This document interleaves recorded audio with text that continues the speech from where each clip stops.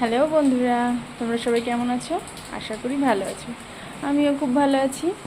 আমাদের এখানে খুব বৃষ্টি হচ্ছে, কালকে বিকেল থেকে খুব বৃষ্টি হচ্ছে। তা আমি একটা ছোট্ট কথা শেয়ার করতে এলাম। জানি না সবার সাথে হচ্ছে কি না এটা, কিন্তু আমার ফোন থেকে এটা হচ্ছে।